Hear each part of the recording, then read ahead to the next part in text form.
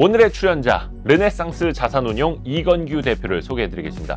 지난 2003년부터 2018년까지 VIP 자산운용에서 펀드 매니저를 했고요. 2019년부터는 자산운용사를 직접 설립해서 지금의 르네상스 자산운용을 이끌고 있습니다. 르네상스 자산운용은 상장사와 비상장사 절반씩을 나눠서 투자하고 있고요. 유연한 가치 투자를 표방하고 있습니다. 현재 운용하고 있는 자금은 약 2,300억 원 정도 된다고 합니다. 이건규 대표를 만나보시죠.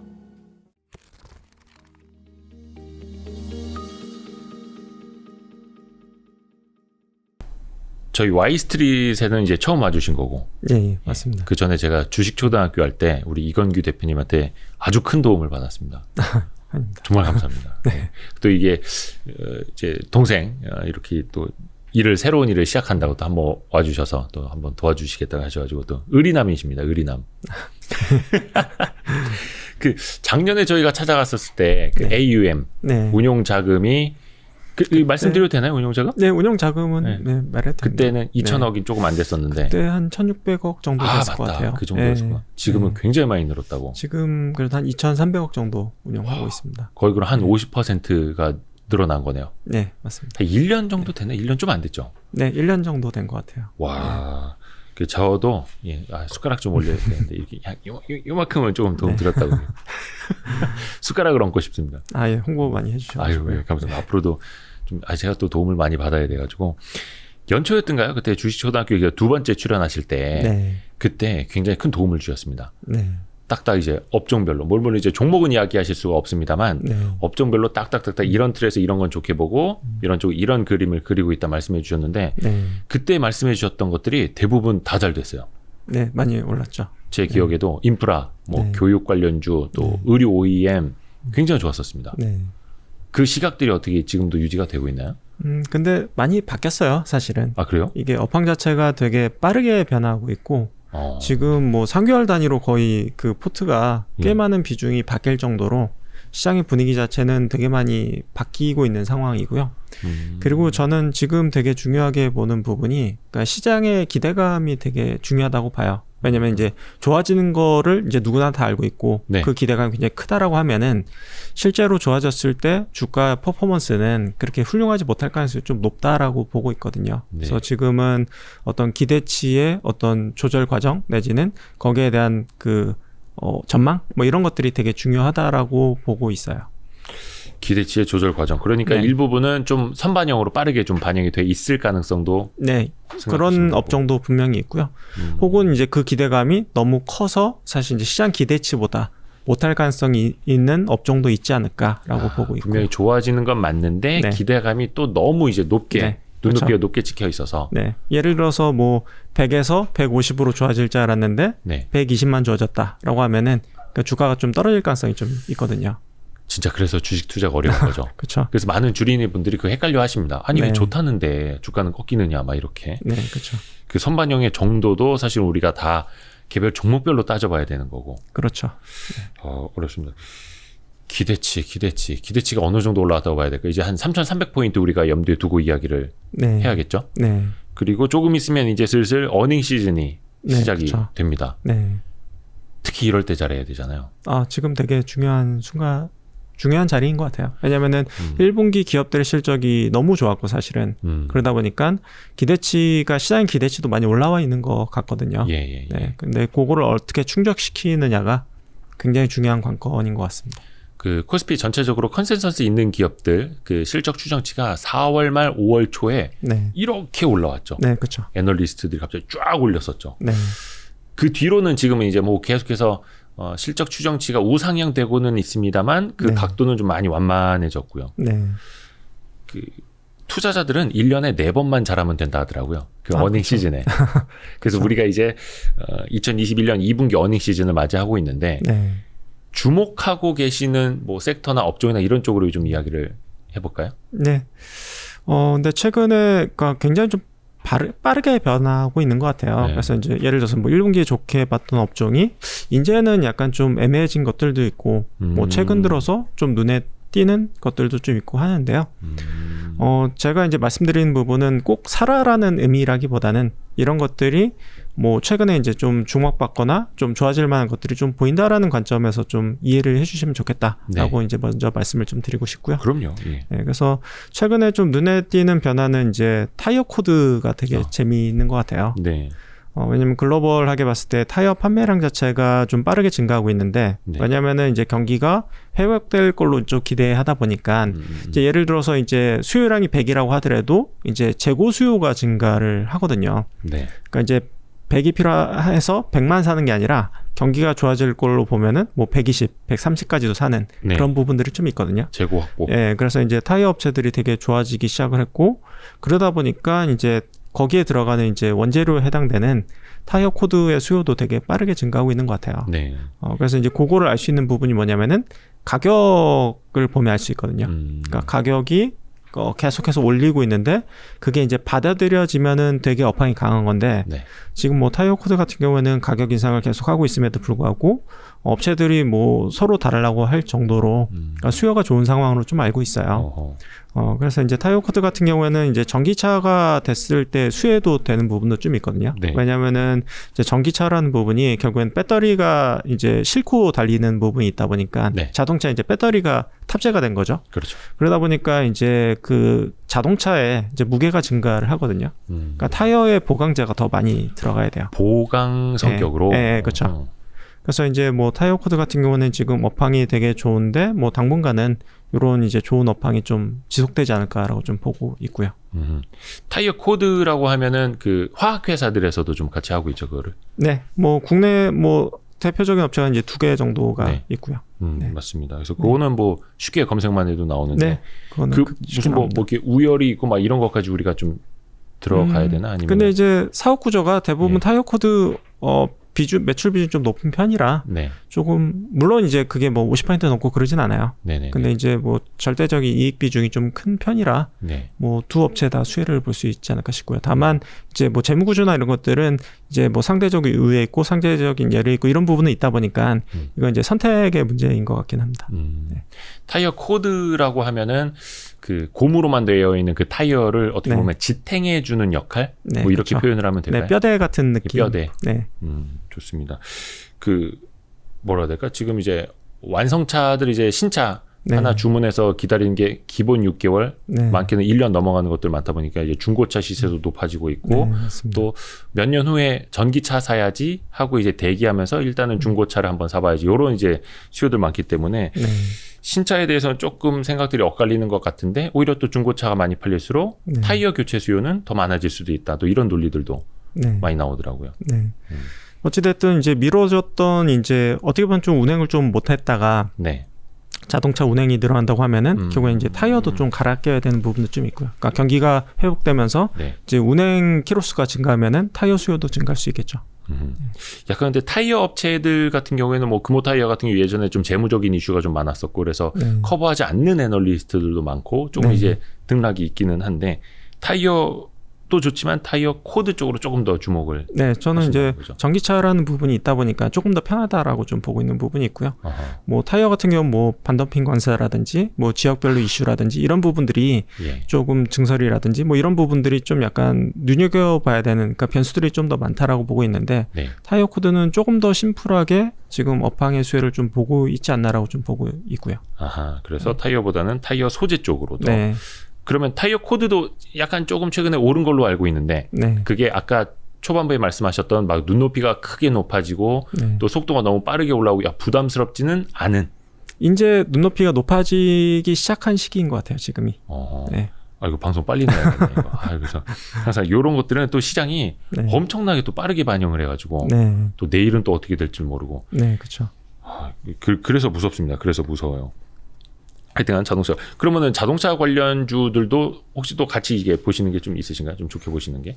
저는 그냥 전기차 밸류체인들은 어찌됐든 밸류에이션에 문제가 있는 종목을 제외하고는 네. 어찌됐든 전 업종을 통틀어서 이제 좀 성장 트렌드에 가장 맞는 종목이라고 볼 수가 있거든요. 전기차라는 그건 아주 카테고리가. 명확하죠. 전기차만 놓고 봤을 전기차는 이제 무조건 증가할 수밖에 없는 부분이고 때. 네. 거기에 이제 배터리도 포함이 될 수 있겠죠. 네. 그리고 자율주행도 포함될 수가 있겠고요. 음흠. 근데 이제 저는 좀 1분기 실적을 봤을 때 가장 놀란 회사가 네. 그러니까 신성델타테크라는 회사였거든요. 신성 델타. 네, 델타테크. 델타테크. 네. 예. 그 회사가 이제 원래는 LG 전자 이제 가전에 이제 그 케이스 뭐 예를 들어서 그 냉장고라든지 네. 아니면 세탁기라든지 그 외장을 만드는 회사이거든요. 약간 알루미늄 가공. 예. 예. 근데 이제 재밌는 게 1분기 실적이 영업이익이 이제 130억이 나왔는데 네. 그 보통 연간 130억 정도 벌었던 회사예요. 예. 근데 이제 1분기 때 이제 바뀐 부분이 이제 2차 전지 관련된 이제 그 배터리 케이스를 만들기 시작을 했거든요. 그러니까 네. 본격적으로 좀 납품이 확대되기 시작을 했죠. 네. 그러다 보니까 이제 분기 실적이 연간 이익을 거둘 정도로 되게 이제 눈에 띄게 증가했던 부분이 있어요. 네. 그래서 이제 요거를 조금 좀 아이디어를 좀 확대시켜 가지고 앞으로 제2의 신성 델타 테크가 될 만한 회사가 어디 있느냐. 예, 그 부분에도 좀 주목할 필요가 있지 않을까. 네. 신성 델타 테크 이 종목명까지 말씀하신 거 보니까 네. 이거는 사신 종목 아니고 최근에 너무 많이 올라서 어차피 살 수도 네. 없는 약간 네, 그런 그렇죠. 느낌이네요. 그래서 이제 숨은 그림을 다시 이제 찾아야 된다. 네. 저도 신성 델타 테크 뭐 최근에 안 봐가지고 네. 많이 올랐었나 봐요. 주가가 최근에 좀 많이 올랐었죠. 아하, 예, 실적 나오고. 그런데 이제 되게 재미있는 거는, 그러니까 실적 분석만 해도 이런 기업들을, 그러니까 그러니까 실적 때라도 캐치를 하면은, 네. 그러니까 주가 그 이후에도 굉장히 좀 많이 올랐거든요. 실적이 나온 이후에도. 그래서 이제 이런 기업들을 이제 먼저 발굴하면 제일 좋지만, 네. 그러니까 분기별로 이제 계속해서 이런 기업들을 모니터링을 해서, 실적 분석만 잘해도 사실은 뒤늦게라도 뭐 이런 기업들 따라 산다고 하면은 좀 주가 상승폭을 같이 누릴 수 있는 부분이 있다. 그래서 이제 분기 실적 나올 때가 가장 바쁠 때인 것 같아요. 하지만 또 그렇게 많이 선반영돼 있고 급등한 네. 종목들을 따라가는 건 네. 또 당연히 이제 개인적으로도 별로 이제 좋아하지 않는. 근데 이제 그게 그 분기 실적이냐 이게 분기 실적의 끝이냐 앞으로 이제 뭐 계속되느냐. 1년, 2년 계속되는 이슈냐가 되게 중요할 것 같고요. 그리고 그게 얼마만큼 주가에 선반영됐느냐라는 부분을 그러니까 종합적으로 판단을 해야 될 것 같아요. 그렇죠. 그래서 네. 더더욱 밸류에이션과 또 실적 추정을 계속해서 또 해야 되는 거고. 네. 그래서 뭐 2차 전지 관련해서는 뭐 그런 뭐 케이스 만드는 회사 말고도 네. 뭐 약간 설비 관련된 회사라든지 이런 회사들은 앞으로 계속 이제 찾아봐야 되는 부분이 있을 것 같아요. 왜냐면은 어찌됐든 캐파가 계속 증가하고 네. 예를 들어서 이제 뭐 현대차에서도 뭐 최근에 이제 배터리 이제 그 모듈 조립과 관련돼 가지고 몇 개 네네. 업체들을 선정을 했거든요. 네네. 네. 그런 뉴스가 근데 있었죠. 이제 그게 끝이 아니라 업계 관계자들은 이제 그게 시작일 거다라고 보는 측면들이 많더라고요. 네, 그래서 이제 예를 들어 3개 업체를 선정했다고 하면은 그게 끝이 아니라 앞으로 뭐 5개, 10개 추가로 선정을 할 수가 있다라고 보는 게 맞을 것 같고요. 그렇게 봤을 때는 관련된 이제 설비 투자와 관련된 회사는 계속해서 앞으로 좋을 수가 있겠죠. 네, 그래서 그런 것들을 아이디어를 확장시켜 나간다고 하면은 종목 발굴을 하는데 도움이 될 수 있지 않을까 이렇게 보고 있고요. 약간 그런 거는 뭐 2차 전지를 전체적으로 만드는 뭐 전공정, 후공정 토탈이 아니라 약간 완성차 업체들이 필요로 하는 부분을 채워줄 수 있는 약간 그런 어찌됐든 그쪽 관련된 그 모듈화 관련된 이제 설비 투자는 계속될 수밖에 없고 네. 외주도 계속 증가할 텐데 그 누군가는 그 설비를 깔아야 될 거잖아요. 네네. 그 선정된 업체를 찾는 것도 중요하지만 네, 그래서 그런 업체들을 찾을 수 있다고 하면은 상당히 재미있지 않을까 이렇게 보고 있고요. 저도 그 뭐 몇 개의 업체를 알기는 하는데 네. 이제 구체적으로 어떤 부분을 말씀하시는지 약간 모호해가지고 막 더 묻고 싶은데요. 막. 네. 더 들어가도 됩니까? 근데 이제 그 업체도 제가 생각하는 업체는 사실 이제 앞으로 증가할 업체지 지금 막 많이 매출이 발생하고 있는 회사는 아니에요. 네. 그죠. 뭐 2차 전지 네. 쪽이 특히나 네. 그렇기도 하고 약간 좀 고민되는 건 그거예요. 2차 전지 쪽 좋은 거는 알겠는데 네. 뭔가 투자가 계속 돼야 되는 입장이다 보니까 네. 뭐 한 3, 4년 후에는 어떨지는 모르겠는데 당장 1, 2년만 놓고 보더라도 이 캐펙스라고 하는 설비 네. 투자 비용 때문에 네. 실적은 안 나잖아요. 근데 실적이 업체별로 다를 것 같아요. 그러니까 그게 이제 기대감이 네. 얼만큼 가져가느냐 문제일 것 같은데요. 네. 저는 이제 그런 업체, 그러니까 설비 투자하는 회사들도 이제 충분히 수익이 날 수 있다라고 좀 보고는 있고요. 역으로 네. 오히려 조금 이제 턴어라운드 내면서 관련 사업에서 2차 전지 관련 사업에서 진짜 이제 실적을 낼 수 있는 네. 현금을 창출할 수 있는 그 단계까지 가 있는 기업들을 더 좋아하시는 거 아니에요, 그러면? 그렇죠. 지금도 이미 수익을 내고 있고 앞으로 더 증가할 수 있는 회사도 찾고 있고요. 갖고 있고요. 네. 그리고 이제 앞으로 좋아질 회사도 갖고 있고요. 네. 좋습니다. 사실 그 자산운용 쪽에 이제 직접 계시다 보니까 이 종목을 이야기할 수 없다라는 게 네. 조금 답답하기는 한데 네. 어찌됐든 간에 뭐 섹터라든지 조금 이렇게 추려서 보자면 이제 그런 아이디어를 주셨고 네. 자동차 관련 부분은 이 정도만 보면 될까요? 아니면? 네, 뭐 어차피 이제 대형 기업 같은 경우에는 이제 전장화 관련된 수혜를 볼 수 있는 부분들은 네. 그러니까 대형주를 사는 게 맞을 것 같아요. 아하. 네, 왜냐하면 이제 중소형주 중에서 그러니까 신뢰도 있게 그런 회사를 가져갈 만한 회사가 거의 없고요, 사실은. 네, 그래서 누구나 다 알 법한 회사. 그죠. 뭐 글로벌 그 상위권에 들어가 있는 네. 자동차 전장 회사들 네, 그런 것들은 이제 뭐 포트폴리오에 하나쯤은 이제 갖고 가야 된다. 약간 그런 네, 생각이시죠? 그런 회사는 하나쯤 가져가도 뭐 한 2, 3년 향후 성장할 수가 있으니까요. 혹시 이제 많은 분들이 궁금해하실 수도 있어서 네. 완성차 자체는 또 어떻게 보세요? 뭐 지난 언제였더라? 6월 판매 실적 보면 이제 국내는 조금 주춤했고 수출은 네. 그래도 네. 괜찮았고 완성차들이 그렇긴 한데 뭐 반도체 쇼티지라든지 뭐 계속되는 이슈들이 있지 않습니까? 네. 완성차 자체는 좀 어떻게 보시는지? 근데 저는 이제 완성차도 매력도가 있다라고 예. 보고 있는데, 왜냐면은 올해 이제 그 너무 좋았던 것들은 예. 예를 들어서 내년이나 후년 됐을 때 좋아질 만한 여지가 없는 것들이 있을 수 있거든요. 오히려 올해 너무 좋으면. 네네. 근데 예를 들어서 올해 반도체 물량 문제 때문에 그러니까 생산 차질이 발생했다는 얘기는 뭐냐면은 내년에 반도체 생산 차질이 없으면은 생산을 더 늘릴 수 있는 부분이 있잖아요. 네. 그러면은 내년이나 후년에 오히려 더 좋아질 수 있는 여지가 있다라고 보는 게 맞을 것 같고요. 그런 관점에서 봤을 때 저는 대형 업종 중에서 자동차가 올해 그런 생산 차질이 있다 보니까 오히려 내년까지 좀 편하게 들고 갈 수 있는 업종 중에 하나가 아닌가 이렇게 좀 바라보고 있고요. 아하. 네. 그러니까 완성차 같은 경우에는 내년까지도 편하게 들고 갈 수 있다. 네, 그래서 이제 기존 뭐 내연기관차뿐만 아니라 결국에는 이제 전기차도 계속해서 이제 그 모델 수가 증가할 거고, 그렇죠. 그리고 이제 반도체 수급은 더 풀릴 거기 때문에 뭐 내년까지 봤을 때는 좀 편하게 좀 좋아질 수 있는 업종 중에 하나가 아닌가 이렇게 보고 있고요. 맞습니다. 그 완성차 투자하시는 분들은 진짜 마음 편하게 가져갈 수 있는데 상대적으로 조금 횡보한다거나 네, 이제 다른 오르는 종목들에 비해서 좀 덜 오르는 게 네. 있다 보니까 조금 네. 이제 답답해 하시는데 그래서 이제 포트폴리오 관점에서 가져가야 될 것 같아요. 포트폴리오. 네, 그래서 이제 관점에서. 일정 부분 뭐 이런 조금 단기적으로 봤을 때 막 엄청난 모멘텀이 있는 건 아니지만 네. 내년까지 좀 편하게 갈 수 있는 것들 뭐 카테고리 중에 하나가 아닌가 이렇게 보고 있고요. 그 작년에 제일 많이 나왔던 이야기 중에 하나가 원체 2020년에 코로나 때문에 자동차들을 사람들이 이제 안 샀기 때문에 네, 2021년에는 분명히 이연 수요가 있다. 근데 네. 그게 우리가 많이 확인을 했잖아요. 네, 그렇죠. 수요는 급증을 했는데 이제 공급이 네. 못 따라가서 문제고 네. 그러면 어찌됐든 간에 이 차를 사기는 사야 돼. 네. 그럼 그게 또 내년까지도 이연이 되고 수요는 꾸준한 상황에서 이제 공급이 좀 뒷받침이 되면 네, 그때는 실적도 이제 뒷받침이 될 거다라는 네, 그렇죠. 논리인 거죠. 네. 좋습니다. 참 자동차 투자하시면서 답답해 하시는 분들이 너무 많아가지고 혹시 또 그 다른 쪽은 어떤 거 괜찮게 보고 계세요? 그리고 이제 최근에 되게 업황이 좋아졌던 게 이제 철강이거든요. 아, 철강. 예. 근데 이제 최근에 기대감이 워낙 크다 보니까 맞아. 그 연초에 주식초등학교 예, 할 때도 철강 쪽, 특히 예. 철근 네. 쪽으로 말씀해 그쵸. 주셨어요. 예. 그때 어마어마하게 올라가지고 관련주들. 주가가 많이 올랐죠. 예. 예. 근데 이제 그 자, 땀을 치고 기대감, 있습니다, 제가. 그 기대감을 넘어설 수 있는지가 제일 중요할 것 같아요. 네. 그래서 이제 뭐 A라는 업체 B, C, D가 있다고 했을 때 네. 그 철강 업체들의 기대감이 예. 어느 위치에 있느냐가 되게 중요할 것 같고요. 네. 그리고 이제 철강을 말씀드린 부분은 이제 철강도 매력적인 부분이 있긴 하지만 최근에 조금 주목할 만한 부분이 그러니까 그 약간 소량 첨가되는 약간 첨가제에 해당될 수 있는 특수금속들이 네. 그러니까 업황이 되게 좋은 것 같아요.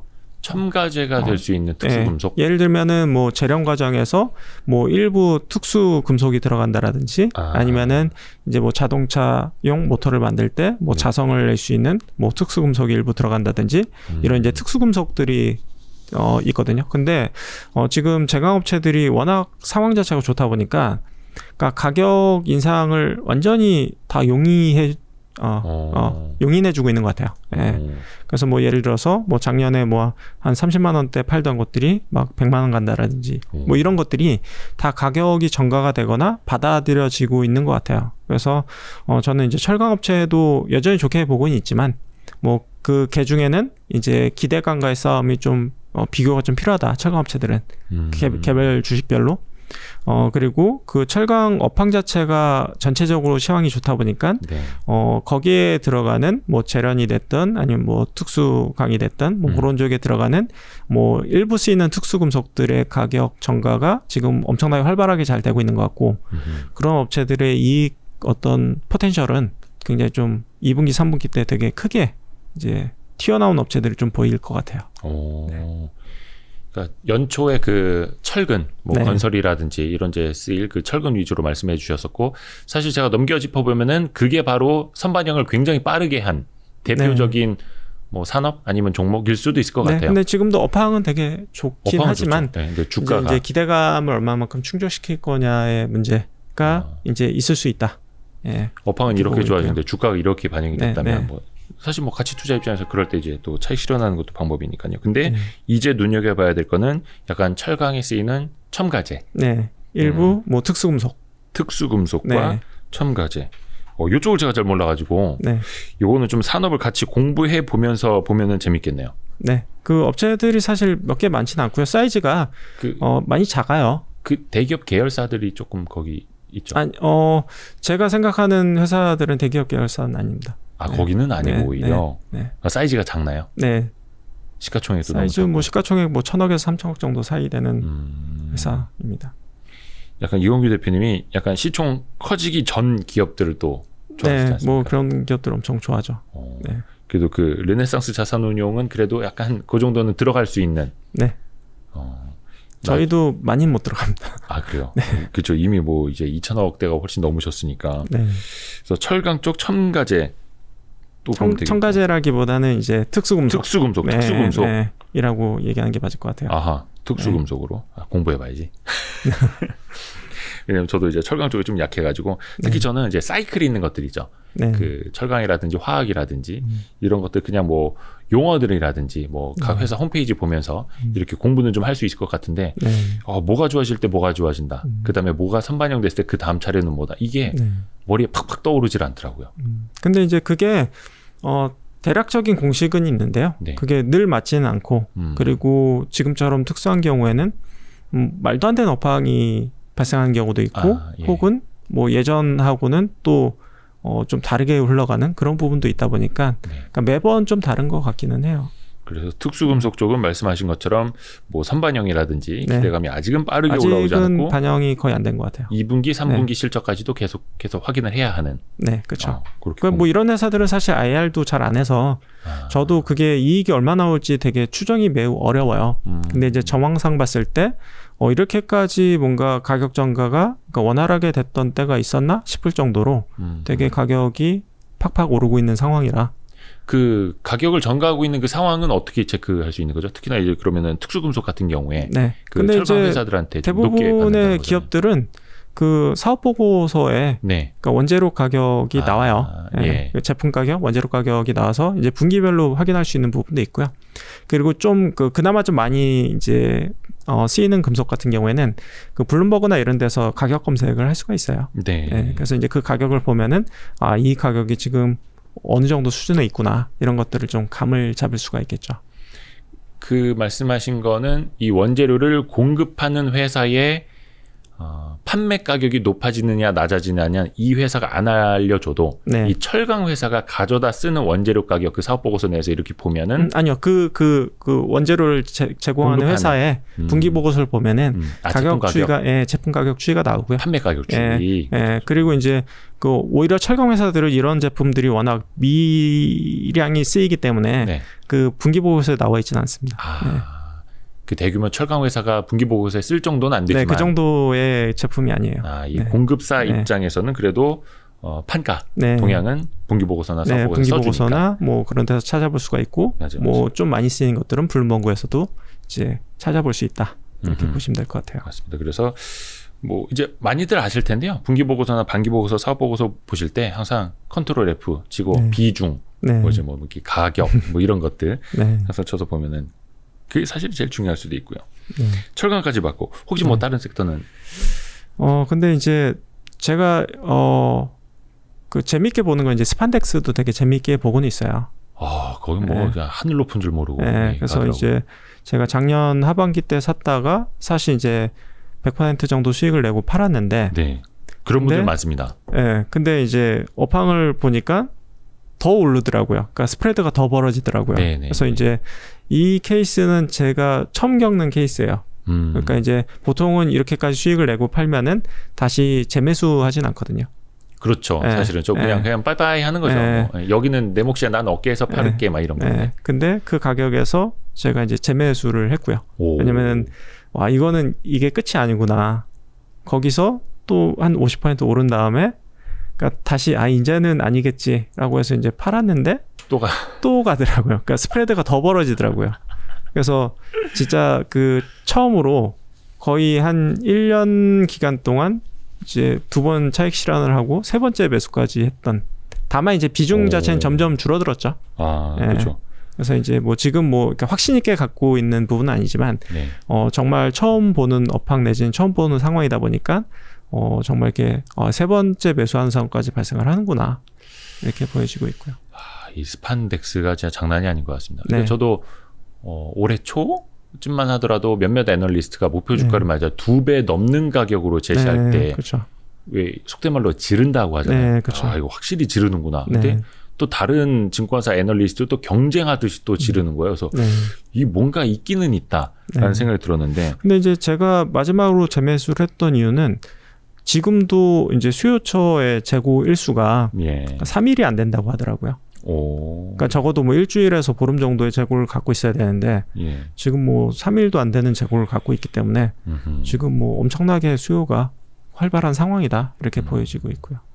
뭐 이거 원체 유명한 종목이어가지고 많은 분들이 이제 그 짐작하실 수 있을 것 같기는 한데 그 절대적인 밸류에이션만 놓고 보더라도 사실 약간 화학 사이드에 있어서 네. 사람들이 사이클을 타겠지 하고 밸류에이션을 높게 안 쳐주는 게 내심이 있었던 것 같은데 네. 근데 뭐 중국의 뭐 글로벌 2위 업체라든지 이런 데랑 네. 비교해 보면 절대적으로 싸다. 네. 근데 이게 밸류에이션을 안 쳐준다라고 표현할 수도 있겠지만 네. 이게 시클리컬 기업들 같은 경우에는 그 업사이클 때 네. 워낙 업황이 정말 말도 안 되게 좋기 때문에 네. 밸류에이션이 싸져요.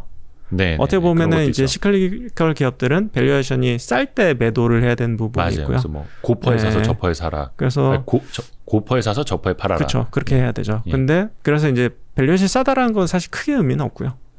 오히려 업황이 유지되느냐 혹은 꺾일 거냐 그 시점을 잡는 게 더 중요할 것 같아요. 맞습니다. 그래서 아무리 싸도 업황이 꺾였다 싶으면 팔아야 되는 게 맞고요. 맞아요. 네. 근데 거기에다가 뭐 모르겠어요. 이게 또 다른 종목은 이제 피크아웃 논란이 계속 되는데 네. 한쪽에서는 야 PER이 이거밖에 안 되는데 피크아웃이라고 여기서 매도를 하고 막 이렇게 꺾이는 게 말이 돼? 또 이런 분들도 있거든요. 네. 그래서 이 사이클이 강한 네. 산업일 경우에는 투자가 더 어려운 것 같아요. 네. 그건 이제 업종이랑 기업에 따라서 좀 달라질 것 같아요. 그 상황에 따라서. 그래서 어떤 산업에 있는 것들은 야 PER 6배면 나와야 되는 거야. 업황 네. 꺾이면 나와야 되는 거야. 뭐 이렇게 말씀하시는 분들도 있는데 네. 중요한 건 그 업황이 개선되는 속도가 이어진다면 네. 방금 그렇죠. 말씀하신 그쪽처럼 스판덱스처럼 네. 그럼 이제 닥쳤던 게 지붕 쳐다본다고. 예. 사실 저도 그러거든요.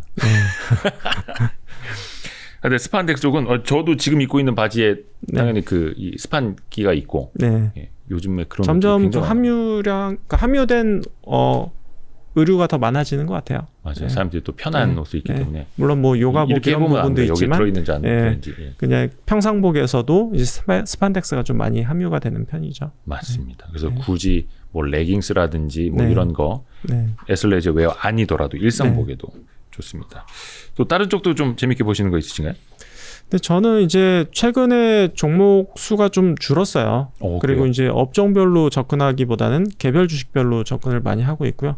그리고 이제 제가 가장 중요하게 보는 포인트는 이제 최근에 이제 원자재 가격이 많이 올랐기 때문에 네. 그 가격을 충분히 전가시킬 수 있는, 그러니까 가격을 올릴 수 있는 기업인가를 가장 눈여겨보고 있고요. 그리고 이제 업종별보다 이제 개별 기업별로 보다 보니까 이게 제가 되게 힌트를 드리기가 되게 조금 애매한 것들이 있어요.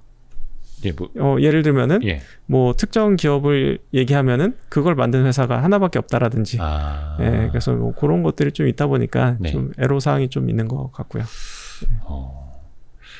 그래서 참 그럴 때 어렵죠. 네. 그렇죠. 예. 그 이제 뭐 증권사 애널리스트라면 자신 있게 막 이야기를 할 텐데 이제 운용하시는 입장이시다 보니까 컴플라이언스 문제가 있고. 네. 그래서 뭐 한 가지 예를 들면은 매트리스 만드는 회사 수출 네. 네. 네네네. 그 회사도 저는 좋아 보여. 그러니까 이제 2분기까지는 그러니까 실적 개선이 그렇게 크지는 않을 것 같아요. 왜냐면은 뭐 매트리스라고 하면은 뭐 스프링 가격, 철강 가격도 올랐고 그리고 이제 매트리스에 들어가는 이제 고무라든지 이런 부분들이 이제 가격이 많이 올랐고 이제 운송비도 올랐죠. 그러다 보니까 이제 2분기까지는 뭐 이렇게 막 크게 주목할 만한 실적이 나올 것 같지는 않아요. 네. 다만 이제 3분기부터는 그러니까 1분기 때랑 2분기 때 가격 인상을 두 차례 했거든요. 그러니까 이제 이 가격이 다 반영이 되고 그리고 혹시라도 하반기 때 뭐 이제 원재료 가격이 좀 빠진다고 했을 때는 그 마진 스프레드가 확 벌어질 수 있는 부분이 있거든요. 올려놓은 가격은 또 내리진 않으니까. 그래서 뭐 대표적으로 말씀드리는 게 요 케이스인데 그래서 저는 뭐 이런 것들을 계속 찾고 있다라고 말씀드릴 수 있을 것 같아요. 이런 것들은 이제 그 앞에서 말씀하신 것처럼 가격 전가 능력이 있느냐, 판가를 전가를 해서 가격을 높여놨는데 원재료 가격이 다시 떨어지면은 정말로 그 마진 스프레드가 조금 좋아지는 거니까. 그러면 그때 이제 주가가 확 튈 수도 있고. 근데 이제 그거는 시간이 지나봐야지 아는 부분이 있을 것 같긴 해요. 그렇죠. 원가가 진짜 빠지느냐, 판가가 뭐 예를 들어서 추가 인상이 가능하냐, 혹은 유지가 되느냐 이런 부분들은 그 주가를 설명할 수 있는 변수 가장 중요한 변수가 되겠죠. 하반기를 봤을 때. 그래서 원자재 가격 동향도 매일매일 이렇게 많은 분들이 뭐 외국 사이트 이런 데 들어가셔서 체크하시는 분들도 많고요. 그래서 뭐 가구 같은 경우에도 최근에 잇따라서 가격을 올렸잖아요. 네, 그렇죠. 근데 그 뒤에 최근에 들린 소식으로 물론 이게 또 하루 이틀 뭐 이렇게 달라질 수는 있겠습니다만 뭐 목재 가격은 또 글로벌 목재 가격은 빠진다, 떨어진다 이러고. 그럼 좋은 겁니까? 가구 회사들에게? 좋은 거죠. 약간 그런 논리로. 근데 이제 수요가 또 그러니까 수요라는 부분도 변수로 두고 생각해야 될 것 같기는 해요. 그렇죠. 그래서 이제 작년에 이제 수요가 워낙 좋았다 보니까 그 좋은 수요 상태가 얼마만큼 지속될 수 있느냐가 좀 중요한 포인트가 될 수 있을 것 같고요. 약간 뭐 작년에 언택트 때문에 이제 집에 있는 시간 많아지면서 수요가 좀 몰린 거냐, 이제 작년에 이제 수요가 몰렸던 게 이제 가구랑 이제 가전 부분이었는데 그게 이제 그 오래 쓰는 제품이다 보니까 이건 뭐 매년 바꾸시는 제품은 아니거든요. 이걸 이제 내구재라고 하죠. 그렇죠. 근데 이제 아직까지는 수요가 다 좋은 것 같기는 해요. 근데 이제 이게 얼마만큼 지속될지는 좀 지켜봐야겠다 정도의 생각만 갖고 있고요. 그러게요. 요새 뭐 하여튼 가구는 계속 좋다고는 하는데 또 뭐 인테리어 쪽까지도 굉장히 바쁘다고는 하는데 가구하고 인테리어를 동시에 하는 그 대표적인 회사 주식은 또 안 오르고 물론 이제 계속해서 실적으로 보여준다면 시장의 뭐 시각은 좀 달라질 수는 있겠습니다만 그래서 더 어려운 것 같아요. 혹시 그 종목 수를 줄여 놓으신 이유 좀 여쭤봐도 됩니까? 이게 그 최근에 제가 이제 성장주들이 주가가 좋은 것 중에 이유 중에 하나라고 저는 생각을 하는데, 그러니까 두 가지라고 생각을 해요. 뭐 쿠팡을 비롯해가지고 IPO 기업들의 어떤 밸류에이션이 좀 높다 보니까 상대적으로 성장주들이 밸류가 싼 거 아니냐라는 뭐 시각이 하나가 있을 수 있고요. 또 한 가지는 아까 말씀드렸듯이 1분기 때 워낙 기업들의 실적이 좋았고 기대감도 다 올라 있다 보니 이거를 충족시킬 수 있을까에 대한 고민이 좀 더 커지고 있는 시점인 것 같아요. 그러다 보니까 그럴 바에는 아예 정말 확실한 애만 남겨두자. 확실한 애를 사자. 약간 이런 쪽으로 좀 액션이 이루어진 게 아닐까라고 생각을 하고요. 뭐 저조차도 조금 좀 아리까리한데 불확실한데 내지는 약간 불안한데 라는 생각이 들면은 일단 좀 줄이고 가자라는 쪽으로 액션을 취하게 되더라고요. 그래서 정말 확실해 보이는 애만 위주로 가져가자라는 쪽으로 이제 포트폴리오 전략을 좀 많이 수정을 하게 됐고요. 더 가능성이 높은 위주로 좀 압축해서. 정말 확실해 보이는 애만 가져가자. 이게 항상 그 시장의 성격도 좀 이렇게 변하잖아요. 작년엔 누가 봐도 유동성 장세였고 올해는 이제 실적 장세로 많이 가고 있는데 지금 장세의 성격하고 혹시 좀 하반기 들어가면 좀 시장의 분위기나 이게 어떻게 변할지도 좀 한번. 저는 그냥 내년까지도 그냥 심플하게 종목 장세다 이렇게 보고 있어요. 왜냐면은 이제 그 전에도 이제 뭐 주식초등학교 나와서 한번 말씀드렸던 부분이 이제 턴어라운드 주식들, 그래서 이제 좋아지는 국면에 있는 기업들 같은 경우에는 그 초기 국면에 네. 그러니까 주가가 한 60에서 80% 이미 다 반영이 되고 그쵸.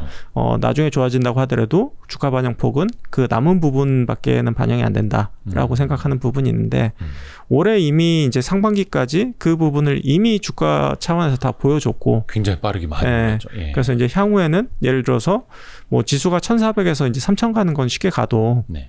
그러니까 지수가 3,000에서 6,000 가는 거는 매우 어려운 그럼요. 일이잖아요. 예, 예. 그렇게 봤을 때는 주가는 오른다고 보고는 있지만 네. 그 모멘텀이나 어떤 그 기울기 자체는 약간 둔화될 수밖에 없다. 그러니까 지수 차원에서 봤을 때는 그렇게 봤을 때는 그러니까 뭐 지수를 부정적으로 보는 건 아닙니다. 네. 뭐 오른다고 보고는 있는데 네. 다만 그 기울기 속도 자체는 좀 그렇죠. 줄어들 수밖에 없지 않을까라는 생각이 들어서 그렇게 봤을 때는 뭐 지수 관련된 거를 투자하거나 너무 인덱스스럽게 투자한다거나 뭐 그랬을 때는 초과 수익을 얻기 어렵다라고 좀 보고 있고요. 맞아요. 다만 이제 개별 기업별로 정말 확실하게 좋아지는 애들 위주로 이제 선별해서 투자해야지만이 좀 초과 수익을 거둘 수 있지 않을까 이렇게 보고 있고요.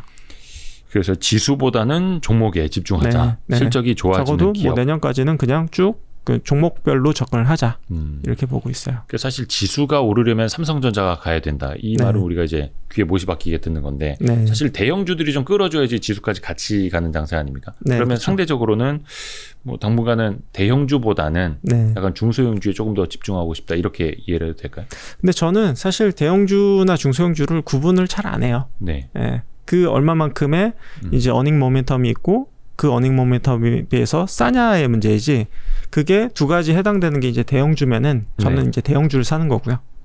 거기에 해당되는 게 중소형주면은 중소형주를 사는데 굳이 구분 안 하고. 확률적으로 봤을 때는 중소형주가 좀 더 확률적으로 많다라고 보고 있는 부분이 그러니까 대형주에서는 누구나 다 엄청나게 많은 사람들이 다 주목을 하고 지켜보고 있기 때문에 그 남들이 모르는 알파를 발견하기가 되게 어렵다고 보는 측면이 있어요. 다만 이제 그게 보이는 시기가 있을 때는 대형주의 비중이 올라가는 거고요. 그게 보이지 않는 평상시에는 중소형주 비중이 좀 높은 편이고요. 그 알파를 찾기 위해서 특별히 좀 공을 들이시는 부분이 있을까요? 뭐 예를 들어서 내가 평소에 보던 게 왜 종목 개수가 있잖아요. 뭐 2,500개 네. 다 보시지는 않으니까 그 네. 안에서 이제 압축을 해놓고 보는데 네. 진짜 뭐 아까 그 철강 쪽에서도 뭐 특수금속이라든지 네. 이런 것들은 좀 눈에 안 띄고 작은 종목이잖아요. 네, 그렇죠. 그런 것들을 좀 발굴하기 위해서 좀 공들이시는 건 좀 어떻게 하시는지. 그거는 이제 사람을 많이 만나봐야 되는 것 같고요. 네. 근데 그 사람이라 함은 그러니까 업계 관계자가 아니라 오히려 이제 현업에 계신 분들, 이 지금 뭐 어떤 생각을 갖고 있고, 뭐 어떤 부분에 이슈가 있고 이런 부분들을 계속해서 체크하거나 점검하거나 공부를 해야 되는 것 같아요. 왜냐하면 이제 이쪽 업계에 있는 사람들이 얘기해봤자 똑같은 얘기를 할 수밖에는 없거든요.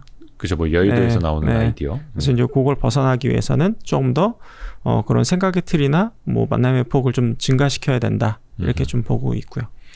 실제로 그 산업에 종사하시는 분들 네, 이야기도 좀 많이 들어보고. 네, 그래서 그 커뮤니티를 좀 활발히 하시는 분들은 그런 도움을 많이 받으시더라고요. 네, 그러니까 예를 들어서 뭐 블로그라든지 네, 아니 투자자들이 있는 카페에 글을 썼는데 네. 댓글로 제가 어디에 다니고 있는 사람입니다. 이러면서 그 산업의 이야기를 해주는 거. 네.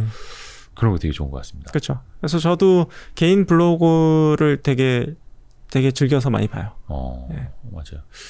그 예전에는 진짜 그 페이스 투 페이스 면대면으로 사람을 직접 만나서 이야기를 들어야 됐다면 이제는 그 언택트로도 충분히 그게 가능하고 네, 그렇죠. 많은 주린이 분들도 그런 커뮤니티를 통해서 정보를 얻고 또 실제로 내가 또 검증해 볼 수도 있고 네, 할 수가 있다 보니까 그런 거 굉장히 좋은 것 같네요.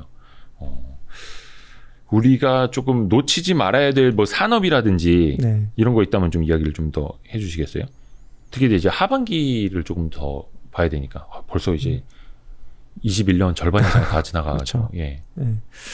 근데 이제 조금 조심해야 되는 것들도 좀 보이지 않을까라는 생각은 좀 조심해야 들어요. 예, 그래서 뭐 예를 들어서 이제 뭐 등락은 있긴 하지만 네. 뭐 화학업종 같은 경우에는 조금 전체적인 약간 그 공급이 좀 증가하면서 좀 다운 사이클로 들어가는 게 아닌가라는 생각이 들긴 하거든요. 다만 전통적인 이게 석화 같은 경우에. 한꺼번에 이제 이게 무너지는 게 아니라 네.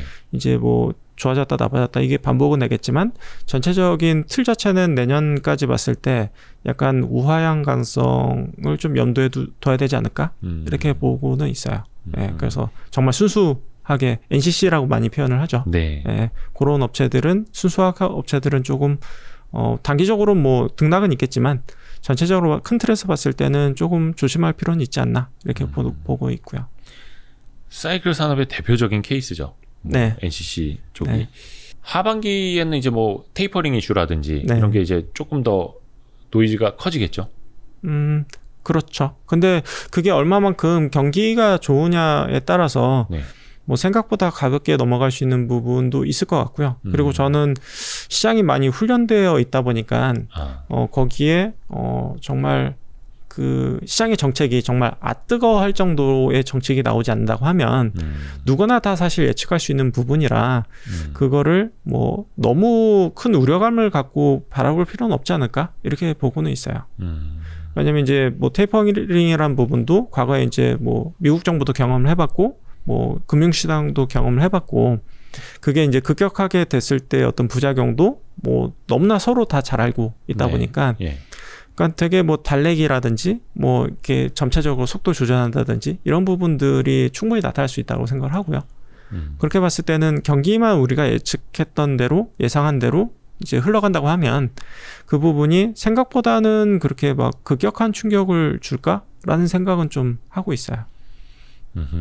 이미 시장은 예측을 하고 있고 대비를 하고 있고 네, 이미 알고 있다. 네. 네.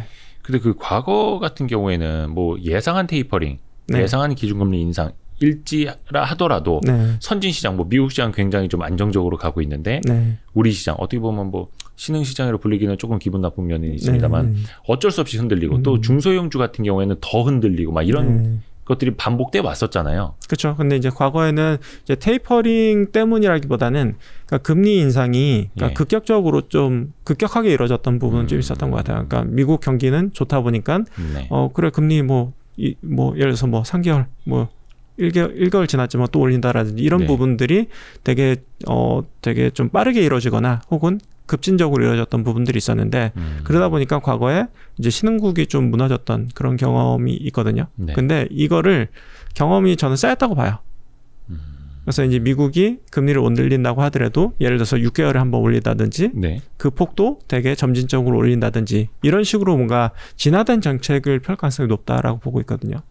그러면은 과거와 같은 충격을 생각을 할 필요가 있을까? 뭐 이런 생각은 하고 있어요. 그러니까 시장이 많이 스마트해지지 않았을까? 몇 번의 이제 경험이 쌓이면서 이렇게 생각하고 있어요. 그러니까 과거의 기억만 계속 떠올리면서 또 불안해질 텐데 또 혹자들은 그 뭐라 해야 되나 그 고난의 행군 네. 시작된다 뭐 이렇게도 네. 표현하시는 분들이 있는데 사실 그것도 어떻게 보면 그냥 관성에 젖어 있는 것일 수도 있을 네. 테고 어차피 뭐 테이퍼링은 돈을 회수하는 게 아니라 풀던 양을 줄이는 거기 때문에 지금 뭐 미국, 중국, 뭐 한국뿐만 아니라 부동산 가격이 지금 난리거든요. 네. 그러니까 테이퍼링이 이루어지긴 해야 돼요. 그럼요. 예. 그건 맞는데. 그거를 이제 회수는 또 다른 얘기니까 풀던 예. 걸 좀 줄이는 건 맞을 것 같고요. 그리고 이제 회수 자체도 생각보다 그렇게 막 급격하게 이루어지지 않는다고 하면 그러니까 너무 큰 우려는 할 필요가 없지 않을까 이런 네. 생각이 좀 들고요. 그리고 저는 약간 기대 섞인 바람을 갖고 있는 거는 네. 만약에 내년에 이제 코로나 관련된 치료제가 나온다고 하면 네. 그러면은 이제 올해까지만 하더라도 뭐 해외여행을 가거나 뭐 이런 게 사실 상상할 수 없는 상황이잖아요. 아직까지는. 그렇죠. 예. 네. 그러면 이제 뭐 내년 되면은 이제 백신을 맞은 사람들의 숫자는 더 늘어나 있을 거고 그리고 이제 혹시라도 치료제까지도 나와준다고 하면 내년 경기는 올해보다 더 좋아지는 거 아닌가? 약간 뭐 심플하게 봤을 때 그렇게 생각을 하고 그런 어떤 이연됐던 여행 수요라든지 소비 수요가 내년부터 나온다고 하면은 어떻게 보면 내후년까지도 경기 회복은 지속될 수 있지 않을까? 이런 생각이 좀 최근 들어서 좀 드는 것 같아요. 그 앞부분에서 이야기하신 것 중에 하나가 그 어떻게 보면 이제 자동차의 수요는 꾸준한데 공급이 못 따라와줘서 그게 내년에도 이어질 현상. 약간 그거랑 맥락이 비슷한 것 같네요. 비슷한 거죠. 예. 경기 회복도 어떻게 그래서 보면 주식시장은 이게 그러니까 올해 좋아진다고 하더라도 그러니까 내년이 불확실하면 주가가 많이 오르지 못해요. 그렇죠. 예. 그래서 올해는 확실히 좋지만 내년이 네. 불확실한 것보다 네. 올해 좋아지긴 좋아지는데 약간 제한적으로 개선되고 네. 그리고 내년에도 좋아질 여지를 내년까지도 좋아지고 후년까지도 좋아진다면 주식시장은 되게 편한 움직임을 보일 가능성이 크죠. 금리도 그렇고 그게 네. 골디락스 아닙니까? 네, 그렇죠. 오히려 너무 뜨거워질 가능성도 있죠. 네, 만약에 정말 그렇게 된다고 하면. 그러니까 오히려 지금 뭐 델타 변이 바이러스라든지 이런 것 때문에 빨리 경제 활동이 완벽히 재개되지 못하는 상황을 네. 좀 답답해 하시고 네. 이게 기업 실적이 좋아지는 너무 좀 이렇게 제한적인 요인이 되는구나라고 부정적으로 볼 수도 있겠지만 네. 이 시계열을 길게 놓고 네, 보면 주식시장의 관점에서 봤을 때는 오히려 그게 더 저는 좋은 관점에서 볼 수 있는 게 아닌가 이렇게 보고 있어요. 네. 저도 그동안 오히려 너무 좀 더 편하다. 네. 지금 제가 무릎을 탁 쳐야 될 것 같아요. 그동안 저도 항상 네. 짧게 봐가지고 네. 이거 좋아져야 되는데 나아져야 되는데 근데 이제 길게 네. 놓고 보면은 그런 흐름도 나아질 수 있겠네요. 그 컨택트 관련주들도 그러면은 뭐 조금 더 길게 본다면 네. 괜찮게들 생각하셔도 된다는. 근데 이제 그 델타 변이로 인해서 좀 지연된 부분은 좀 아쉬운 부분인 것 같기는 해요. 네. 예를 들어서 뭐 여행주 같은 것들도 기대감으로 많이 올랐는데, 많이 올랐었는데. 뭐 오를 만한 이유가 없었던 건 아니에요. 저는 이제 그거를 봤던 핵심 포인트도 저는 이제 가격 인상이거든요. 네, 가격 인상. 네, 경쟁사도 왜냐하면은 많이 지금 쓰러졌고. 그 제주도에 간다고 했을 때 뭐 호텔도 잡기 힘들고 예. 이제 렌트도 이제 과거 대비했을 때 막 3배, 네. 뭐 4배 가격으로 이제 예약을 해야 되는 상황이거든요. 그럼 예를 들어서 이제 동남아에 과거에 뭐 몇 년 전만 하더라도 뭐 30만 50만 원에 뭐 갈 수 있었다라고 하면은 내년에 여행 재개가 돼도 저는 그 가격에는 절대 못 갈 것 같아요. 예를 들면은 그 30, 50만 원에 갔던 거를 막 120만 원, 150만 원 줘야지 가야 될 수도 있거든요. 그 얘기는 뭐냐면은 여행사들의 뭐 어떤 뭐 인력 구조 조정이라든지 사업 구조 조정을 통해서 이제 원가는 낮아진 상황에서 이제 프라이스가 2배에서 3배 증가한다고 하면은 이익의 폭발적인 증가로 이어질 수가 있어요. 근데 이제 그게 이제 올해 하반기 때 조금 나타나지 않을까라고 기대했다고 하면은 네. 그게 이제 내년으로 지연되었다고 보는 게 합리적인 것 같아서 네. 그렇게 봤을 때는 주가는 뭐 조금 옆으로 기어야 되지 않을까라고 좀 보고는 있는데 다만 내년에는 뭐 다시 한번 기대감을 가져볼 만 할 수 있겠다. 근데 이제 다만 그 마켓 타이밍, 그러니까 언제 오를 것이냐, 언제 반영될 것이냐, 혹은 언제 정말 본격화될 것이냐, 뭐 여행이라는 부분이 이런 부분이 이제 불확실하다 보니 뭐 예측하기는 어렵겠지만 뭐 올랐던 것도 이상하진 않고 지금 약간 옆으로 기는 것도 이상하진 않다. 이렇게 보이는 것 같아요. 그래서 좀 더 이거는 길게 놓고 봐야 된다는 내년 거고. 봤을 때는 분명히 기회는 주겠지만 지금은 약간 아리까리하다. 예, 뭐 항공도 아니에요. 그렇고 아리까리. 여행도 그렇고 약간 좀 애매한 구간, 그러니까 모멘텀이 약간 애매한 구간에 있는 건 사실이다. 그래서 다시 이제 앞부분에 말씀하신 거를 복기해 보면은 그래서 나는 확실한 것 위주로 좀 압축해서 가고 싶다. 네. 그 말씀. 이렇게 가다 보니까 퍼즐이 이렇게 맞는데요. 네. 재밌다. 저 또 요즘에 드는 생각 중에 하나가 지금 만약에 다들 백신을 맞았다 하고 뭐 트래블 버블이라고 하나요? 서로 이제 뭐 격리 기간 두지 않고 해외를 갈 수 있다 하더라도 저 같으면 못 나갈 것 같아요. 왜냐하면 뭐 동남아를 갔다가 뭐 어느 나라를 특정 국가를 비하하는 건 아닙니다만 뭐 선진국이 됐든 어디가 됐든 해외 나갔는데 만약 거기서 코로나에 걸려봐요. 그 현지 의료 시스템에 내 모든 걸 맡겨야 되는 거잖아요. 못할 것 같은 거예요. 그게 또 내 가족과 함께라면. 네, 그렇죠. 그래서 그 수요는 진짜 뭐 먹는 치료에 경구용 코로나19 치료제가 나오지 않는 한은 조금 좀 보수적으로 봐야 되지 않을까라는 저 개인적인 생각도 하고 있거든요. 네, 그래서 뭐 내년 하반기나 돼야 되지 않을까 싶어요. 네, 진짜 우리가 간다라고 하는 부분은 내년 하반기. 네. 근데 이제 미국 안전하겠죠. 같은 경우에는 정말 내국 여행만 해도 충분히 갈 데가 많기 때문에 미국은 지금 여행 수요가 폭발했더라고요. 그렇죠. 거기 뭐 비행기도 그렇고 뭐 사실 미국 내에서도 비행기 타고 가야 되니까. 공항도 지금 날리고 예. 지금 제가 최근에 이제 그 페이스북 뭐 이런 데서 이제 사진을 보니까 이게 그 미국에 사시는 분인데 이제 여행 가방을 사러 갔는데 마트가 완전히 아예 없고 세 군데 갔는데 마지막 한 군데 딱 가방이 딱 하나 남아 있어서 겨우 샀다. 그냥 뭐 브랜드 이런 거 보지 않고 그냥 샀다 이렇게 얘기를 올려놨더라고요. 맞아요. 그 지인이 저도 아는 지인 같은데요. 페이스북에서 저도 봤는데. 네. 야, 근데 그런데 그 눌려 있는 수요가 회복이 되는 것도 마찬가지고 당연히 있을 거라는 거 생각을 하는데, 그러니까 이럴 때 우리나라 같은 경우에는 여행도 그렇고 좀 내수해서 뭐 우리 내국인들끼리 백신 맞고 이렇게 돌아다니면 내수 경기 활성화에도 조금 도움이 될 것 같다라는 생각이 들기는 하는데, 그런 측면에서 내수 관련주들은 그러면은 조금 어떻게 좀 괜찮게 보시는 쪽이 있습니까? 내수 쪽은? 근데 이제 주가가 또 대부분 올라와 있어서 약간 고민스러운 것 같아요. 그렇죠. 백화점, 면세점, 뭐 화장품, 근데 이제 업체별로 좀 많이 다를 것 같아요. 그러니까 저는 유통업체들은 밸류에이션이 그렇게 썩 매력적이진 않다. 현재 봤을 때는. 그렇게 보고는 있고요. 다만, 사실, 그 음식료나 이제 뭐 소비재 관련된 것들은 그러니까 업체별로 좀 많이 다를 것 같다라고 보고는 있어요. 그래서 이제 특히나 이제 외식 관련된 사업이 조금 비중이 좀 높은 것들은 내년까지 봤을 때도 좀 어찌됐든 이제 회복된 트렌드로 갈 수밖에 없잖아요. 지금보다는 이제 더 풀릴 거니까. 뭐 그런 업체들은 관심을 좀 갖고 있고요. 뭐 또 한 가지는 이제 원재료 가격이 좀 많이 올랐는데 그걸 이제 적극적으로 가격 전가를 해서 아까 뭐 매트리스 업체랑 비슷한 거죠. 가격은 이제 2분기까지 해서 올리는데 만약에 뭐 하반기가 됐든 내년 됐든 빠지면은 뭐 이익 스프레드가 좀 좋아질 수 있는 업체들은 뭐 볼만할 수는 있겠다. 이렇게 보고 있고요. 음식료. 쪽이요. 그 음식료도 사실 그 원재료 가격들이 엄청나게 올랐는데 이거를 이제 판가로 전가하는 능력이라고 해야 될까요? 약간 그게 좀 떨어지지 않아요? 다른 쪽 산업재보다는. 다른 산업재보다 사실 높은 편이에요. 음식료가요? 그게 사실 B2B 쪽은 좀 소비자들 모르게 이제 올릴 수가 있어서 전가를 한다고 하는데 오히려 B2B가 어렵고요. B2C가 오히려 더 쉬울 수도 있어요. 왜냐하면 반대로 느끼고 있었는데. B2B는 되게 어려워요. 왜냐하면 업체들이 서로 가격을 알고 있기 때문에 그걸 잘 전가시켜주지는 않고요. 오히려 B2C가 더 수월할 수도 있습니다. 그러면 최근에도 몇 가지 이제 오르는 품목들이 있더라고요. 음식료는 근데 사실 조금 그거는 기업들의 포트폴리오별로 다 나눠서 봐야 되기 때문에 일괄적으로 좋다 나쁘다를 이야기하기는 그래서 어려울까요? 이제 이거는 정말 개별 아이템별로 다르기 때문에 그건 이제 업체별로 살펴봐야 될 것 같다라는 부분이고요. 다만 뭐 HMR이라든지 뭐 이제 그 간편식이라든지 혹은 뭐 아까 말씀드렸듯이 뭐 외식 관련된 뭐 식자재 업체라든지 이런 회사들은 전반적으로 뭐 계속 좀 좋아질 여진이 있겠다 이렇게 좀 보고 있고요.